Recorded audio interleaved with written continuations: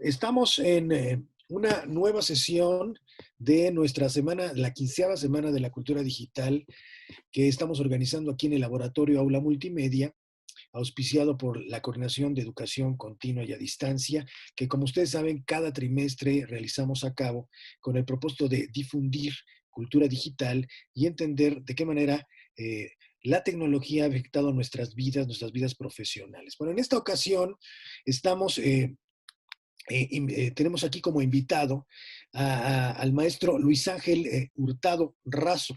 Él es académico de la licenciatura en Ciencias de Comunicación de la Facultad de Ciencias Políticas y Sociales de la UNAM. Es profesor en la licenciatura de Ciencia Política de la Universidad Iberoamericana aquí en la Ciudad de México.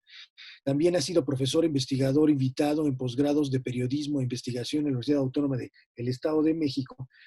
Y sus credenciales académicas, pues él es licenciado en comunicación por la Facultad de Ciencias Políticas y Sociales de la UNAM, ha realizado estudios de maestría y políticos y sociales en la facultad misma, en la misma facultad. También efectuó estudios de Derecho Electoral en el Instituto de Investigaciones Jurídicas de la UNAM y actualmente cursa el doctorado en Comunicación en la Universidad Iberoamericana de la Ciudad de México con especialidad en Comunicación y Diseño de Campañas en el posgrado de la Facultad de Ciencias Políticas y Sociales de la UNAM. En esta ocasión nos trae una ponencia, una conferencia que él denomina cómo usan los twitters, el Twitter, los mexicanos, iba a decir los humanos, ¿verdad? Los mexicanos.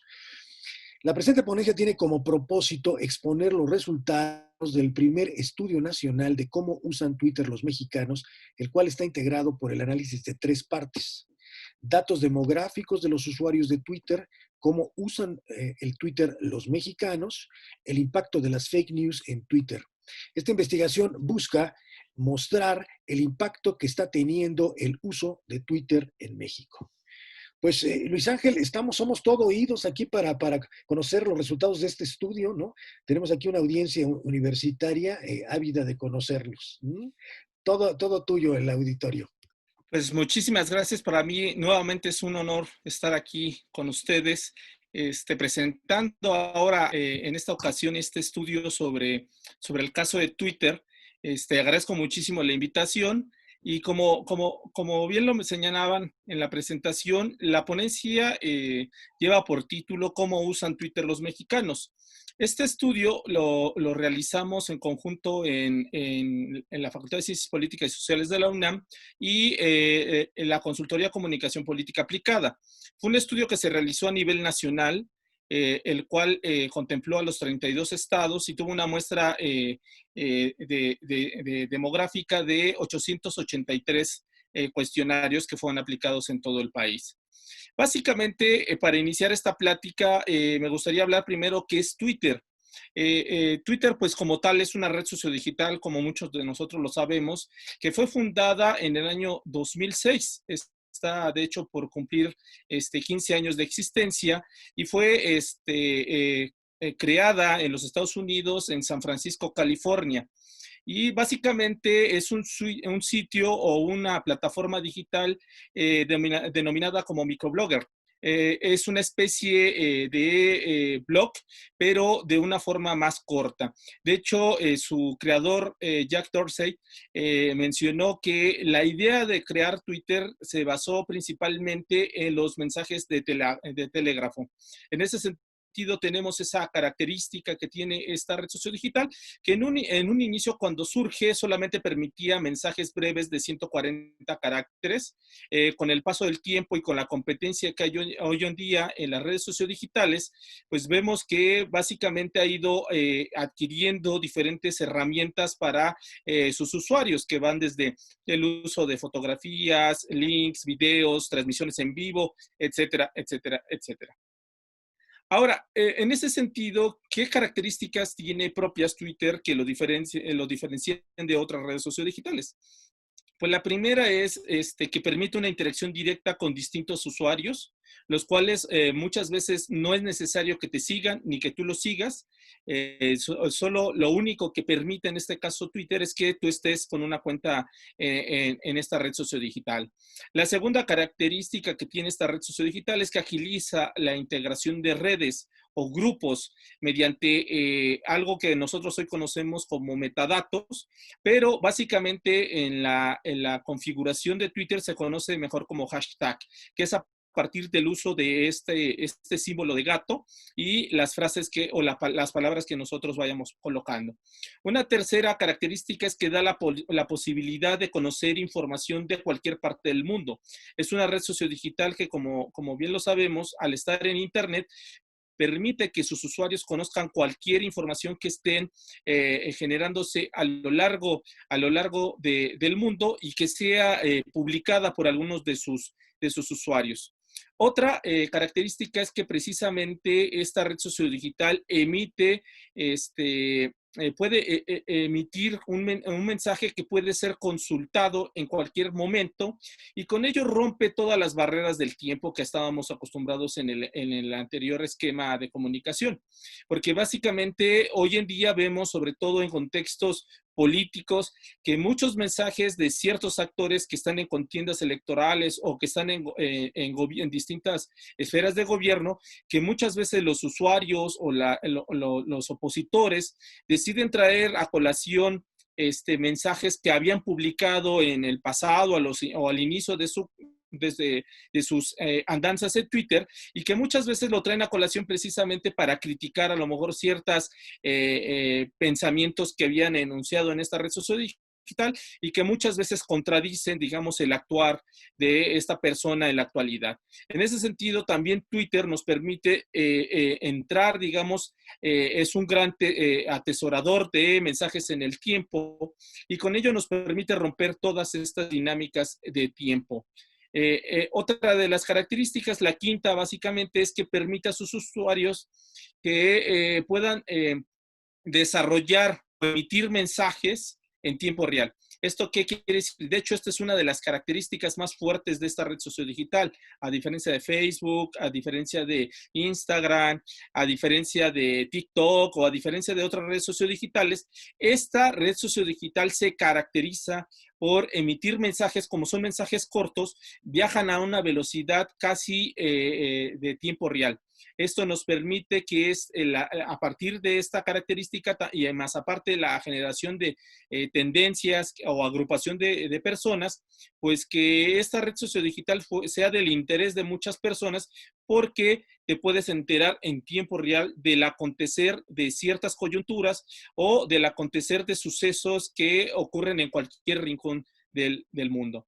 En ese sentido, también esta red sociodigital, a diferencia de otras, o igual que otras, permite la construcción de contenido de forma colectiva. El contenido es construido por todos, porque la discusión o la dinámica deliberativa o la dinámica de conversación se da entre todos. No es una cuestión aislada, es una cuestión que básicamente parte de la interacción de todos los usuarios y básicamente ese es un elemento que permite que esta red sociodigital también sea atractiva para muchos usuarios.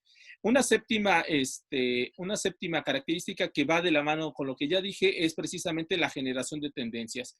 Esta red sociodigital, según la Asociación Mundial de Internet, la ubica como la octava o novena red sociodigital más utilizada en el mundo. Sin embargo, es la principal red sociodigital que mayor impacto tiene. Quiere decir que es la red sociodigital, la número uno, que mayor impacto generan sus contenidos en la esfera pública digital. En ese sentido, por eso muchas estrategias políticas, muchas estrategias mercadológicas o de publicidad inician principalmente en Twitter para después tener como un efecto de onda o un efecto propagador o un efecto dominó, propagarse en las demás redes sociodigitales y por lo tanto en la esfera pública digital. Una octava y última característica que tiene esta red sociodigital es que básicamente con ello, con estas características de mayor velocidad, mayor posibilidad de generación de tendencia y por supuesto una construcción colectiva, permite que básicamente cualquier persona pueda generar contenidos de tendencia. ¿Qué quiere decir? Que muchas veces muchos actores, muchas personas, al emitir un mensaje o ellos pueden convertirse en centro de tendencia, una red que nos permite romper toda jerarquización. En ese sentido, esta red sociodigital nos explica hoy en día fenómenos como que conocemos en México como las ladies o los lords, que básicamente son personas que muchas veces o no son usuarios como tal de Twitter, o básicamente son usuarios pero no tienen un impacto tan grande y de repente se vuelven tendencia, o son personas que son parte de estos famosos influencers y de repente por un comentario que hacen se vuelve en tendencia. En ese sentido, Twitter es una de las redes sociodigitales que permite mayor verticalidad, mayor horizontalidad en el diálogo o la conversación que se esté dando en el espacio público, y con ello, básicamente con estas características, inicio ya el corazón de mi participación. ¿Cómo utilizamos las redes sociodigitales en México y principalmente cómo utilizamos esta red sociodigital en México? Básicamente la utilizamos de la siguiente forma. Voy a permitirme hacer una proyección nada más para que nos demos cuenta de cómo está el panorama con el mapa. Ahorita están viendo el mapa de la República Mexicana, nada más para que vean precisamente cómo lo utilizan los mexicanos. En este estudio que nosotros realizamos, vemos que la gran mayoría de los usuarios de Twitter se concentran en el centro del país, principalmente en lo que es la capital del país, la Ciudad de México, el estado de Morelos, lo que es Puebla, Tlaxcala, etcétera, etcétera, etcétera. En ese sentido, vemos también que la principal población que utiliza esta red sociodigital es el género masculino, con el 54%, y en ese sentido vemos también la proporción digamos, el rango de edad. El rango de edad básicamente lo vemos concentrado en personas de los 21 a los 30 años, el 40%. Esto quiere decir que es una red sociodigital meramente de jóvenes, de personas millennials, personas que nacieron a finales del siglo pasado, milenio pasado, y que básicamente hoy en día pues oscilan en un rango de edad de los 21 a los 30 años. Quiere decir que son los denominados nativos digitales junto con los centennials, son personas que el Internet ya es parte de su vocabulario, y no más allá de su vocabulario, es parte también de su léxico y de su quehacer diario. En ese sentido, ¿cuál es la vía que utilizan más los mexicanos para acceder a Twitter? Pues el 97% de los entrevistados nos dijo que utilizaba el smartphone o su smartphone para poder conversar, para poder acceder y conversar, por supuesto, en esta red sociodigital, dejando de lado principalmente a las laptops, en una segunda posición con el 33% de los usuarios, y las famosas PCs o computadoras estacionarias. En esta parte es interesante este dato porque precisamente nos permite ver que esta red sociodigital es usada más en un ambiente desde un dispositivo que es un dispositivo privado. En ese sentido, nosotros nos concentramos, o las personas que utilizan más esta red sociodigital, en el uso de esta red sociodigital a partir de nuestros dispositivos. Con ello, ¿qué quiere decir? Que básicamente los contenidos son generados, la gran mayoría, desde los smartphones. Por ello, esta lámina que ahorita les presento es cómo la utilizamos, qué uso le damos a Twitter. Y vemos que el 67% de los usuarios nos dijo que se informaban. O sea, esta red sociodigital es para el mero uso informativo. Y esto tiene que ver precisamente con la característica que les mencionaba al inicio de mi participación, que una de las características que tiene esta red sociodigital es que la información fluye de manera casi en vivo, o de una manera casi en tiempo real. Esto nos permite que muchas de las personas que usan esta red sociodigital comprender que solamente la utilizan para informarse, a diferencia de otras redes sociodigitales como Facebook, como YouTube, que tienen otras características. Ahora, la segunda opción que dieron los entrevistados sobre el uso que le dan a esta red sociodigital es el retweet. Estos dos elementos que ahorita que comento nos permiten entender precisamente el debate que hoy tenemos en polarización y el debate que hoy tenemos con la propagación de las fake news que ahorita les voy a explicar. Entonces, tenemos que su principal uso es informar, su segundo es retweet. ¿Cuál es entonces esos retweets? Pues básicamente es el retweet de todas aquellas figuras o líderes de opinión o medios de comunicación o principales políticos o todos aquellos influencers que hoy en día dominan esta red sociodigital.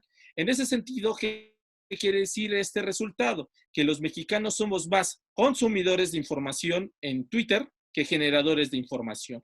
Por eso, a ustedes, cuando abren esta red sociodigital, encuentran casi siempre a los mismos actores cuando empiezan a revisar, digamos, sus diferentes líneas de tiempo para ver cuáles son los comentarios y por lo regular casi siempre son los mismos actores, ya sean periodistas, ya sean líderes de opinión, ya sean políticos o ya sean algunas organizaciones o ONGs. En ese sentido vemos esta parte y en la segunda opción la tercera opción es precisamente publicar tweets. Tenemos hasta la tercera opción, la generación de opiniones, la generación de contenidos, etcétera, etcétera, etcétera. Y más allá de esto, la cuarta opción que quiero destacar es que a partir de lo que nosotros vemos, realizamos comentarios. Por lo regular, entonces, nosotros somos mayores consumidores de información, le damos, la compartimos esa información que nosotros consideramos. A partir de eso, nosotros publicamos, generamos un criterio a partir de la información que nosotros vemos en Twitter y muchas veces, muchos de esos comentarios son a partir de ciertas publicaciones que nosotros consumimos. Ahora, ¿cuál es este elemento que voy a debatir ahorita con ustedes o presentarles? Es que ¿con quién más tenemos interacción?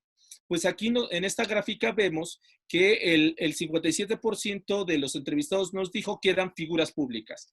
Dicho de otra forma, el debate realmente nosotros tenemos mayor acercamiento pues con los famosos influencers, con los medios de comunicación, con políticos, con líderes de opinión, periodistas, etcétera, etcétera, etcétera. Entonces, las mayores interacciones que tenemos en esta red sociodigital son precisamente con figuras públicas. O sea, el debate lo concentramos a partir de lo que dicen esas figuras públicas y no a partir de otro tipo de interacciones que tenemos con otras personas en esta red sociodigital. Segunda opción que arroja este estudio, precisamente que después de ahí, ¿con quién tenemos más interacción? Pues con nuestros conocidos de la red sociodigital, o sea, con la gente que nos sigue o con la gente que seguimos. Y en una tercera opción es las amistades, que quiere decir personas que sí conocemos de nuestra vida cotidiana o de nuestra vida real y que están presentes en esta red sociodigital. Ahora, esto va de la mano ahora con este otro elemento que les quiero presentar, que es básicamente qué uso le están dando o qué formatos comparten los mexicanos en esta red social digital.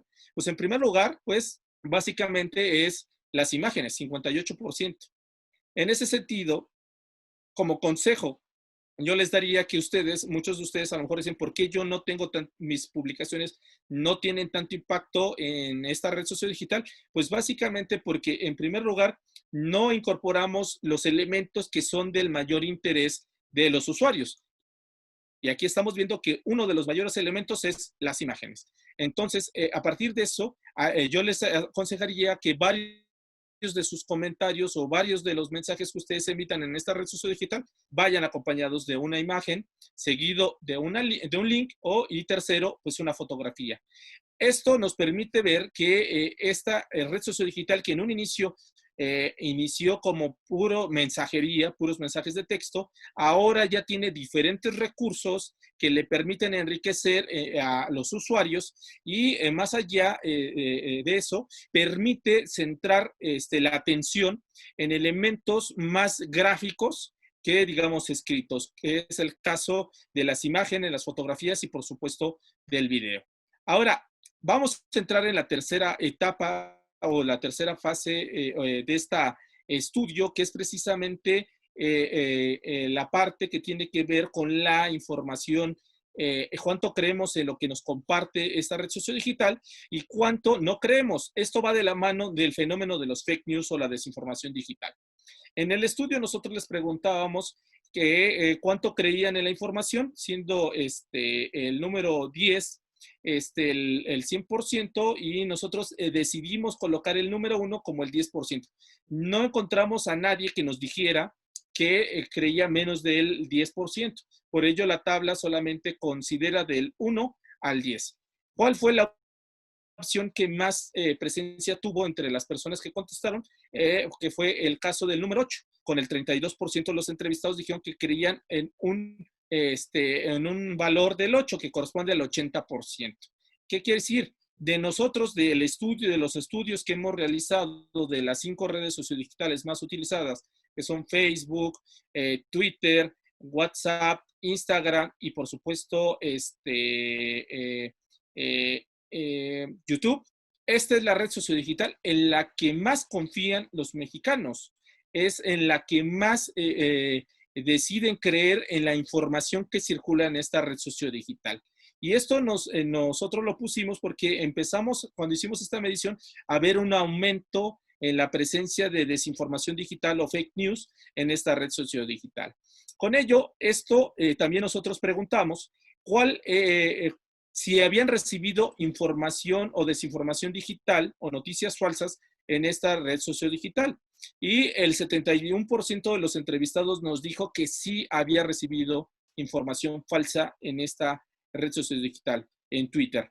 ¿Qué quiere decir esto? De cada 100 usuarios de Twitter en México, 71 sí ha recibido información falsa. Esto es un dato sumamente grande, porque entonces vemos un escenario nada favorable para el fenómeno, digamos, de la verdad en esta red sociodigital, y con ello vemos que mucha de la desinformación digital que fluye hoy en día en las redes sociodigitales o en el espacio público digital, pues empieza en esta red sociodigital, porque recordemos que esta red sociodigital es que más rápido genera tendencias en la esfera pública digital, es la red sociodigital que permite que sus usuarios, aunque no estén en esta red o sigan a otros usuarios, puedan ver la información de otros usuarios, y con ello este fenómeno de propagación de las fake news tiene su origen muchas veces en esta red sociodigital. Y si le sumamos que de cada 10 mexicanos, 8 creen ciegamente en la información que circula en esta red sociodigital, pues los efectos de la desinformación digital son enormes. Ahora, nosotros les preguntábamos a los entrevistados quiénes les habían enviado las fake news o las noticias falsas. Y aquí este elemento comprueba todo lo que hoy en día vemos como toda esta desinformación digital que es creada con el interés de posicionar temas en contra de un político o en contra de una persona, en contra de una institución, en contra de un gobierno o en contra de una empresa. ¿Por qué? Porque la principal respuesta que nos dieron los entrevistados fue que la información o la desinformación digital que les había llegado o habían consumido había sido enviada por desconocidos. Esto nos permite ver todo este fenómeno de los famosos bots o de todas aquellas situaciones automatizadas que hoy en día están en boga de todos o en voz de todos, que básicamente tiene su origen en esta situación, que la estrategia de todos estos grupos que generan la desinformación digital, pues tiene como su objetivo iniciar en esta red sociodigital, porque tiene mayor impacto, porque influye a las demás redes sociodigitales y por supuesto porque circula más rápidamente la información a diferencia de otras redes sociodigitales. En ese sentido, nosotros a partir de eso también les preguntábamos por qué creían en esa información falsa, y el 42% de los entrevistados nos dijo que por los encabezados de esa información o por los títulos que acompañaban a esta desinformación digital. En ese sentido, también comprueba que los mexicanos hoy en día solamente leemos los cabezales y con ello compartimos. Recuerdan que les presenté que nosotros nada más a esta red sociodigital, la principal uso que le damos es informarnos y retuitear o compartir. Y esto va mucho de la mano precisamente de esa parte, que si nosotros nada más leemos los encabezados y nada más leemos los títulos y decidimos informarnos y compartir. Y con ello, con esta parte concluyo esta breve presentación de cómo utilizamos los mexicanos Twitter en esta coyuntura que estamos viviendo. Muchas gracias por su atención. Muchísimas gracias por tu presentación, Luis. Realmente estamos encantados por los resultados que nos presentas, muy precisos. Un poco nos podrías, fíjate que esa es una de las curiosidades que yo tenía. ¿Cómo es que los mexicanos nos alimentamos de noticias falsas y creemos en ellas? O sea, hace poco estábamos precisamente con otro conferencista, ¿no? Con Manuel, que nos decía, el profesor es el director de la carrera de comunicación de la Universidad Iberoamericana, y nos decía que Twitter debería ser considerado casi como un espacio en donde, como el baño, como si fuera el baño de un público, de una gasolinera, ¿no? En donde todo el mundo puede poner cualquier cosa y que está más orientado a ser un espacio para expresar tus emociones y que Exacto. precisamente por eso es que por ahí las fake news circulan con mayor velocidad. ¿Tú qué piensas de esto? Pues totalmente, porque básicamente, como yo lo decía al inicio de nuestra plática, Twitter puede ser, según ahorita los datos que acaba de publicar la Asociación Mundial de Internet, Twitter está colocada en América como la 9ª red sociodigital más utilizada y en el mundo como la 8ª. Pero hacen un gran paréntesis ahí porque dicen que es la 8ª y la 9ª más usada, pero es la número 1 en mayor impacto de sus contenidos hacia todas las redes sociodigitales. En ese sentido, si vemos que cualquier persona puede platicar o decir lo que quiera en esta red sociodigital, y si a eso le sumamos que muchas de las estrategias que utilizan diferentes consultorías o empresas dedicados a la cuestión de la comunicación política y que muchas veces hoy en día, a partir del fenómeno que vivimos en el 2016 de Cambridge Analytica, en el cual básicamente a partir de la construcción de desinformación digital muy bien orientada para manipular la opinión o las tendencias en redes sociodigitales, pues vemos que básicamente Twitter pues cumple todas esas funciones.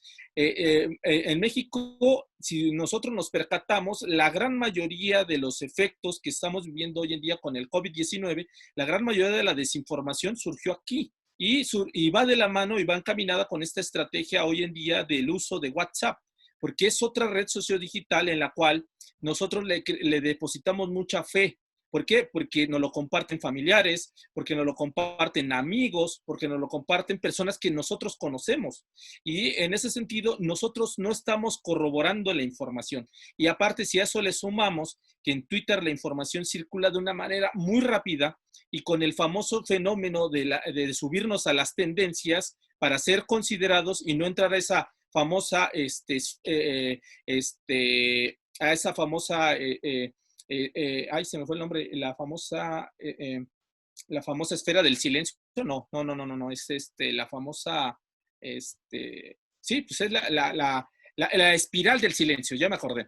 La espiral del silencio, nosotros por no sentirnos excluidos, pues nos subimos a la tendencia, criticamos, juzgamos, generamos puntos de partida, sobre todo en el ámbito de si estamos ahora en una cuestión tan polarizada, con sociedades tan polarizadas en las cuales básicamente nos basamos en un binomio, el debate público en un binomio en el cual es amigo o enemigo, o estás conmigo o estás en mi contra, pues las tendencias hoy en día es eso. Y con la velocidad que digamos está circulando la información en Twitter, pues básicamente la gente, por no sentirse excluidas en esta espiral del silencio, decide comentar sin corroborar, decide opinar más apegada a sus emociones que a su racionalidad. Y ese sentido, esa diferencia que vemos hoy en día, pues le permite básicamente a la gente que construye fake news aprovecharse y construir fake news precisamente basados en esas emotividades o en esas emociones y corroborar todas esas emotividades, y eso nos permite en llegado momento pues decir, ven como si yo tenía razón este político era un corrupto, o ya ven cómo sus hijos sí eran corruptos y viven del erario, etcétera, etcétera. Y eso nos permite subirnos a tendencias y opinar y no comprobar. ¿Por qué? Porque básicamente esta característica básicamente de las tendencias que posiciona muy bien Twitter, pues permite que todas las personas se suban al tren del famoso meme o mame, en el sentido de que todos nos volvemos expertos de cualquier tema. Recientemente, el 2019, recuerdo que todo mundo era especialista en cuestiones de aeronáutica, porque estaba el debate del aeropuerto internacional, y de repente todos eran especialistas en cuestiones de petroquímica, por la cuestión de la construcción de dos bocas, y de repente todos ya éramos expertos en cuestiones de seguridad, porque estaba ocurriendo lo de Culiacán, etcétera, etcétera. No estamos permitiendo realmente en este debate generar criterio informativo a partir de argumentos, y solamente nos estamos llevando por la tendencia y por las emotividades. Y en ese sentido, las fake news, pues aprovechan muy bien esta red sociodigital. Una última pregunta para no acaparar, pero sí creo que lo hace pertinente porque estamos nosotros concentrados en tratar de estudiar esta coyuntura del COVID-19 y Ujú. entiendo que tú también estudiaste el tema. Y entonces queríamos ver cómo conectas el fenómeno de las fake news con el COVID y particularmente si crees que en realidad las fake news o el origen de las fake news está nuevamente en Twitter, que realmente ahí es donde se origina la infodemia, digamos. Básicamente, las fake news estuvieron presentes en nuestro país desde el 2016. Ya tenemos una gran presencia de fake news en el espacio público digital. Pero con la llegada de las elecciones 2017 y 2018, el fenómeno aumentó. Pero con la llegada todavía de López Obrador, pues se vuelve a ser un fenómeno todavía más en aumento. Y esto va precisamente porque hoy en día este fenómeno de la famosa desinformación digital, o mejor conocida como infodemia, que tiene que ver con esta sobreexposición de información, y que la gran mayoría de esa información no cuenta con los estándares, digamos, o características que corroboren esta información, que construyan argumentos o una lógica argumentativa, y que básicamente se dejen llevar por emotividades y por cuestiones que muchas veces son imprecisas y con ello generan mayor desinformación. El fenómeno del COVID básicamente viene reforzando todo el esquema que hoy tiene Internet, estas características que tiene Internet, que se basa básicamente en el empoderamiento que tienen hoy en día las audiencias o los usuarios, que básicamente antes no tenían tanto empoderamiento básicamente en el modelo de comunicación tradicional, donde básicamente la prensa, la radio y la televisión, ellos generaban las agendas, y decidían cuál era la información más relevante y la menos relevante, o la que ni siquiera figurara. Con ello, con la llegada de Internet y principalmente de las redes sociodigitales, el empoderamiento de los usuarios se vuelve mayor y empiezan a haber dos cuestiones: la pérdida de credibilidad en esos medios de comunicación tradicionales, porque se les juzga por decir, tú me ocultabas la información, veíamos lo que tú querías, tú me imponías temas, etcétera, etcétera. Y eso también lleva a un debilitamiento también de las instituciones, no solamente del periodismo, en este caso, o de los medios de comunicación, sino también de las instituciones, porque empiezan a surgir famosos líderes antisistema, los cuales traen una narrativa que critica a todo ese andamiaje que se construyó a partir de la llamada mediocracia o de los medios de comunicación tradicionales, y critican a todas esas instituciones, a todas esas personas que forman parte de ese andamiaje. Ahora, traen toda esta narrativa y con ello muchas de estas narrativas generan mayor fenómeno de polarización, generan mayor fenómeno de posverdad, y esto es el caldo de cultivo perfecto para que en la coyuntura del COVID-19, en la cual básicamente cuando el ser humano por instinto se siente amenazado, desea información. ¿Y quiénes le otorgan información de una manera más rápida las redes sociodigitales y principalmente Twitter. ¿Por qué? Porque los medios de comunicación no pueden competir con la dinámica de los usuarios. Recordemos que una de las características que yo decía de Twitter es que es construcción de todos, es una construcción social.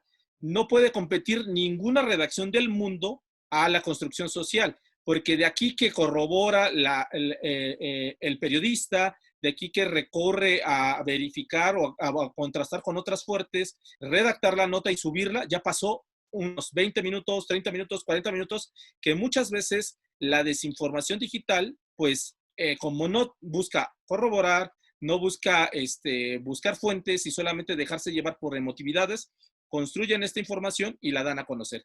Y en momentos, digamos, como el de coyuntura que estamos viviendo, en la cual pues generan todas estas cargas emotivas de pues cuidado, de riesgo, de ansiedad, pues las fake news es el espacio idóneo. Y con ello vemos que básicamente esta coyuntura que estamos viviendo, pues fue el escenario ideal para dos cuestiones. La construcción de desinformación digital on demand y la construcción de desinformación social. ¿Qué quiere decir? La construcción digital on demand es que hay personas, ya sea políticos o personas económicamente muy fuertes, que contratan los servicios de una agencia, de grupos especializados para generar desinformación digital, o sea, fake news, y a eso hay que sumarle toda la desinformación que siempre ha estado presente en todas aquellas dinámicas que nosotros tenemos.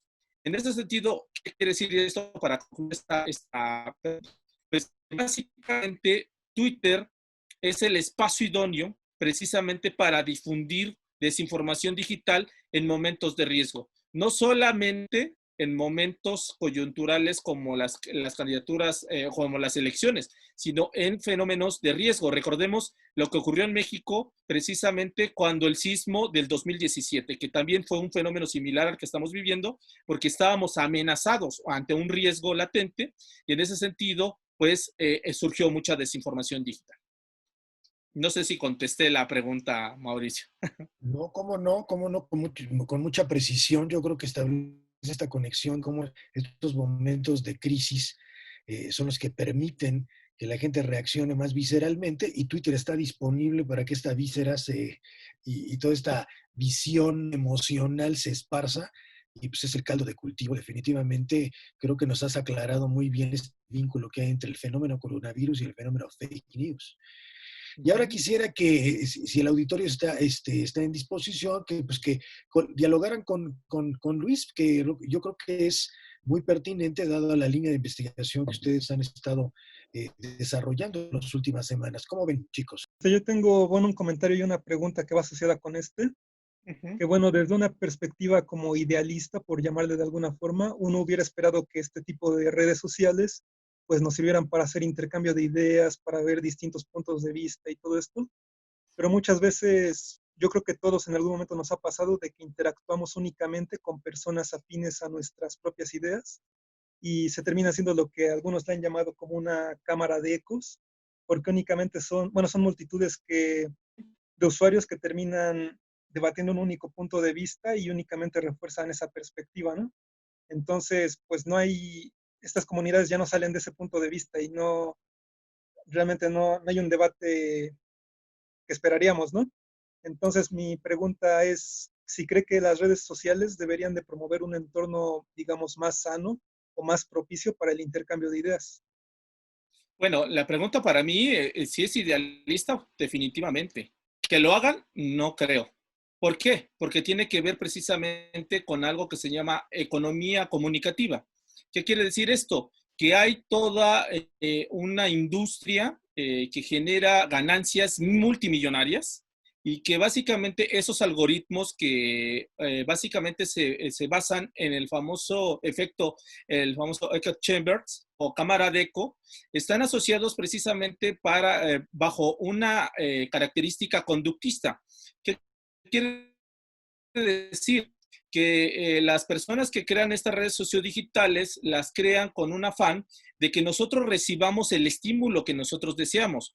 Por ponerte un ejemplo, el algoritmo de Facebook solamente te permite que tú veas 50 personas de todos tus amigos. Puedes tener 2,000, 3,000 o hasta 5,000, que es lo que te permite en una cuenta ordinaria, y solamente tienes conversación con 50 personas. ¿Pero por qué con 50 personas? Porque son las personas a las cuales comparten tu punto de vista, tienen afinidad a ciertos temas, no solamente viscerales en el sentido como digamos de entretenimiento, sino que el algoritmo de Facebook también está hecho para que tengas afinidades en temas coyunturales o, mejor dicho, ideológicos, políticos, religiosos, y temas que son, digamos, difíciles de tratar en diferentes espacios, digamos, de convivencia.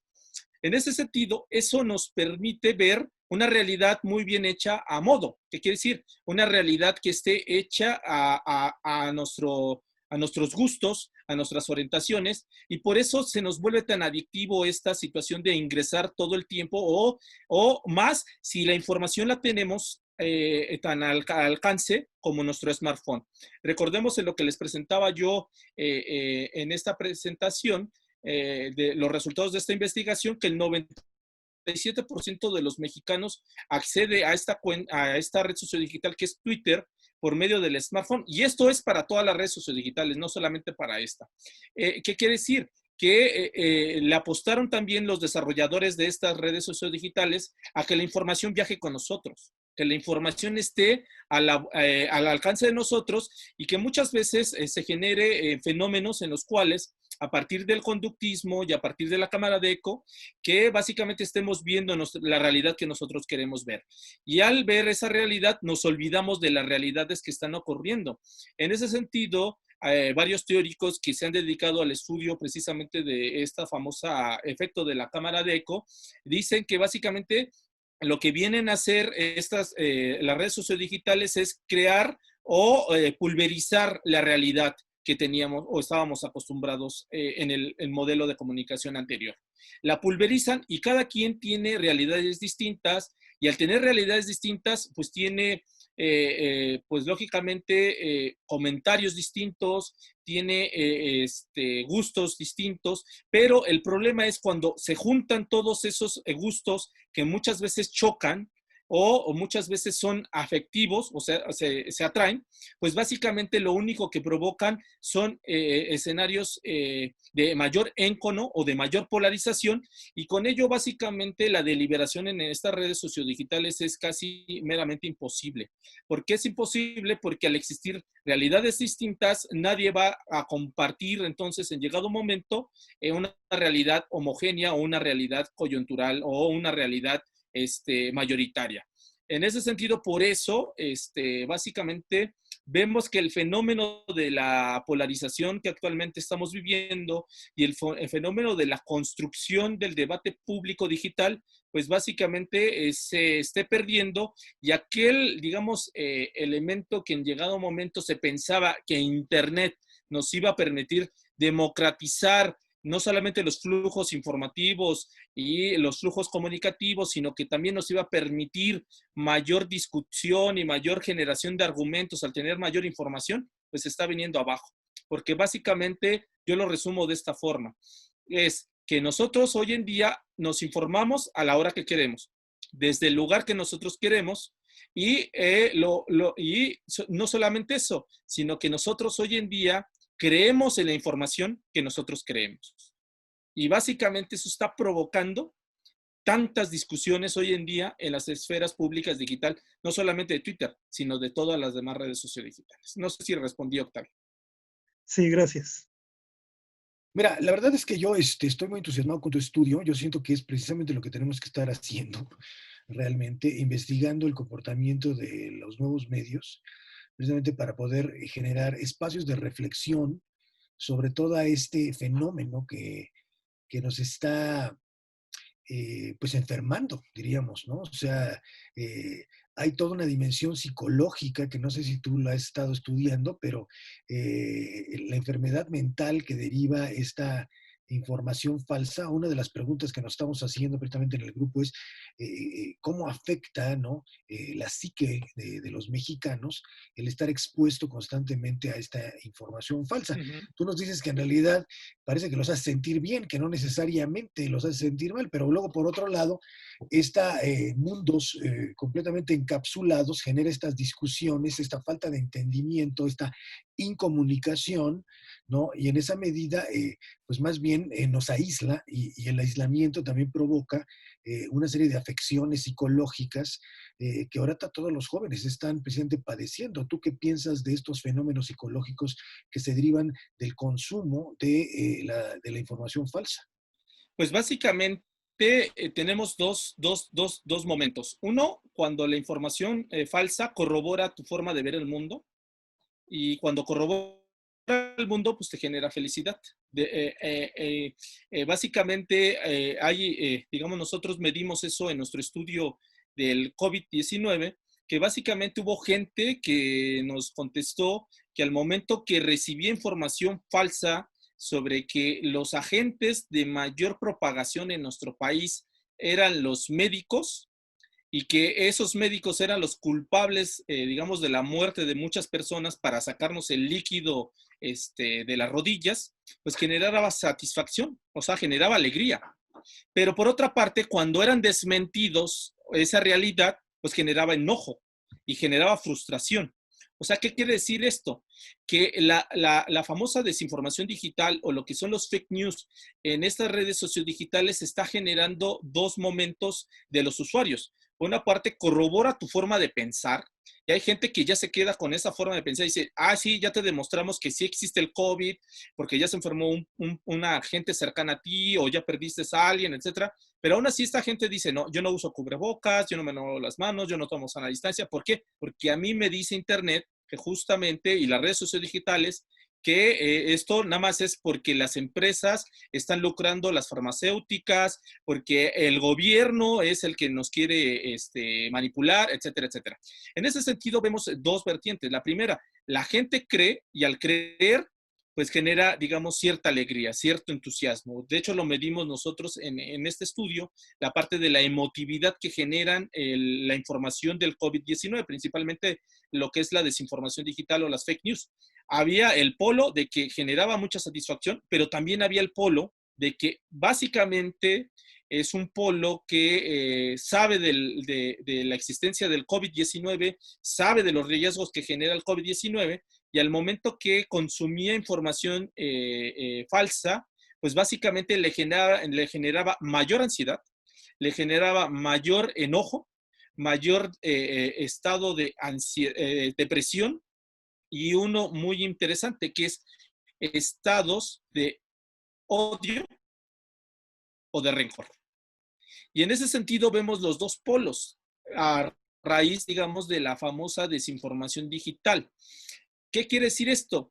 Que la desinformación digital, yo lo he dicho en muchos lugares, es un problema que se está volviendo un problema de salud pública, porque por una parte te puede generar estados de mucha alegría y entusiasmo, y por eso sales a partir de que te dice un presidente que la forma de evitar enfermarte del COVID-19 es a partir de ingerir Lysol o ingerir blanqueador, y sales muy alegre y dices, el presidente me lo dijo, es una figura pública que yo le creo, deposito toda mi creencia, yo me bebo el cloro o me bebo el Lysol y pues termino en el hospital. Pero antes de ese proceso, tú generas una gran generación de dopamina, que es la hormona de la felicidad.